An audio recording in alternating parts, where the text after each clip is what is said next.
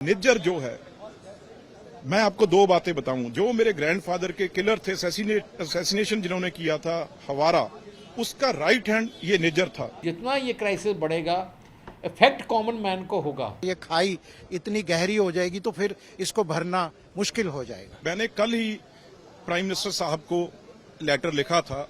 ये लेटर था भी जो हमारे वहां पे स्टूडेंट्स हैं, पहला फिक्र हमें उनका है, जो तकरीबन 7 लाख का नंबर है, जिसमें से 5 लाख पंजाब के लोग हैं। वो किस तरीके से वहां पे गए हैं, यहाँ पे अपनी जमीन बेच के पेरेंट्स ने पैसा दिया है, लोन लेके पैसा दिया हुआ है, और वो वहां उनकी आगे पीआर होनी है, आगे उनका वीजा लगना है, इसमें दिक्कत ना आए। और बहुत स्टूडेंट्स हैं जिन्होंने अभी एडमिशन ली है पर अभी वो गए नहीं। अगर उनका वीजा बंद कर देंगे, अगर वहां पे रोक देंगे, तो इतना पैसा वहां पे स्कूल कॉलेजों ने वो जमा करवा लिया है, उसके बारे में बहुत बड़ा फिक्र है पंजाब के पेरेंट्स को और बच्चों को। वो प्राइम मिनिस्टर साहब से मेरी कल बात हुई थी सदन में, और उन्होंने मुझे ये भरोसा दिया भी इस चीज को हम बिल्कुल अच्छी तरह देखेंगे। और दूसरी बात, यहाँ किसी पार्टी की बात नहीं है। अगर प्राइम मिनिस्टर हैं वो तो देश के प्राइम मिनिस्टर हैं, और यहाँ देश की बात है। अब ट्रूडो साहब का जहाज तो वैसे नहीं चला, वो खटारा था, 36 घंटे यहाँ खड़ा रहा। तो अब वहां पे जाके उन्होंने एक जो, वैसे तो उनके सिटीजन है, सिख हिंदू मुस्लिम ईसाई कोई भी हो, सिटीजन तो उनके हैं। तो अब वो हमारे पे ये कह रहे हैं भी इनको इंडियन एजेंसियों ने वहां पे मरवा दिया। अरे भाई, निज्जर जो है, मैं आपको दो बातें बताऊं। जो मेरे ग्रैंडफादर के किलर थे, असैसिनेशन जिन्होंने किया था हवारा, उसका राइट हैंड ये निज्जर था। 93 में यहां से गया और इसको वहां पे सिटीजनशिप दी गई। और दूसरी, अगर ट्रूडो साहब के फादर और ट्रूडो साहब की पार्टी इतनी ये सिंसियर है इस चीज में, तो जब हमारा कनिष्क, एक हमारा एयर इंडिया का विमान जिसमें 300 से ऊपर लोग थे, उसमें भी मेरे मामा जी कर्नल भिंडर, मिस्टर भिंडर उसके पायलट थे, उसकी तो इन्वेस्टिगेशन इन्होंने की नहीं आज तक। तो दूसरी बात, अब ये जो निज्जर एंड कंपनी है, ये 10 मोस्ट वांटेड जो गैंगस्टर हैं यहाँ पे, यहाँ ड्रग पेडलर है, उनमें से एक था। बाकी 8 वहीं बैठे हुए हैं, छुपा के वहां उनको एक डेन बनी हुई है। तो आगे जैसे पाकिस्तान हुआ करता था, वैसे अब कनाडा ने रूप ले लिया है। और जितना ड्रग पंजाब में है, वो ये 10 गैंगस्टर और ये निज्जर जैसे वहां से ड्रग पंजाब में भेज रहे हैं, हमारे नौजवानों को, पंजाबियों को तबाह करने के लिए। और ट्रूडो साहब को इन्होंने गुरुद्वारों के ऊपर कब्जा किया हुआ है, निज्जर एंड कंपनी ने। 10 गुरुद्वारे थे जिसको इसने कब्जा किया था, और वहां से जो हमारा चढ़ावा चढ़ता है, वहां पे सारा पैसा वो ट्रूडो की पार्टी को जाता है। मैं कहूंगा जो लाखों के लाख, ये तो आधा % नहीं है लोग खालिस्तानी पन्नू जैसे, जो कह रहे हैं हम हिंदुओं को यहां नहीं रहने देंगे। अरे गुरु नानक देव जी के टाइम से हिंदू सिख एक है, एक ही रहेगा। पन्नू जैसे कभी ये रिश्ते तोड़ नहीं सकेंगे। अगर ऐसी बात वो करेगा तो उसे भी ये बहुत आने वाले मुश्किल दिनों में उसे झेलना पड़ेगा। जो हालात आज कनाडा और इंडिया के रिलेशनशिप में बन गए हैं, इसका बहुत ज़्यादा असर अब इंडियन सिटीजन्स को पड़ने लग गया है।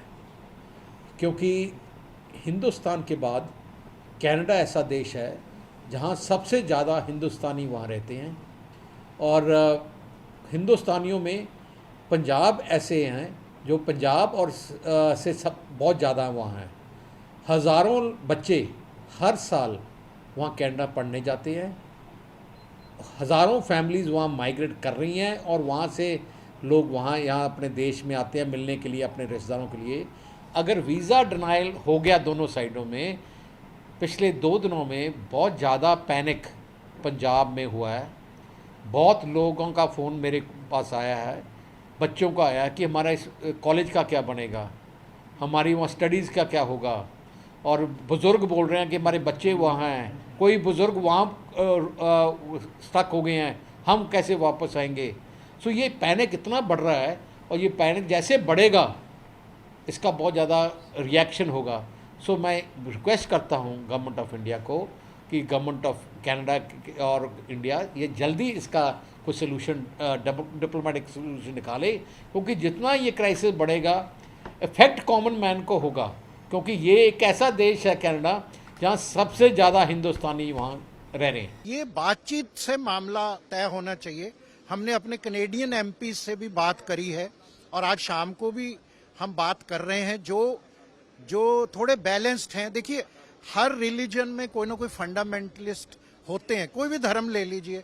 अब उन फंडामेंटलिस्ट्स को हम एग्जाम्पल नहीं बना सकते कि सारी कम्युनिटी उनके 99.9% तो they are okay in every religion. इस मामले को जो इंडिया कनाडा को ना बातचीत से डायरेक्टली बातचीत से हल करना चाहिए और इसको ज़्यादा ये वीज़ा एक्सपेंड करना, ये फिर अपना जो कड़वापन है, डिस्टेंसेस बढ़ेंगे, उससे पंजाब और पंजाबियों को बहुत नुकसान होगा।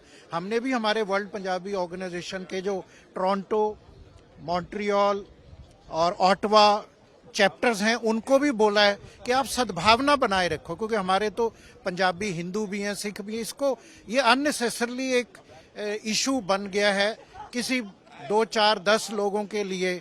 हम सारे समुदाय को बदनाम नहीं कर सकते और हमें बातचीत के राही डिप्लोमेटिक चैनल से, इवन सेकंड ट्रैक डिप्लोमेसी में हम तैयार हैं रोल प्ले करने को।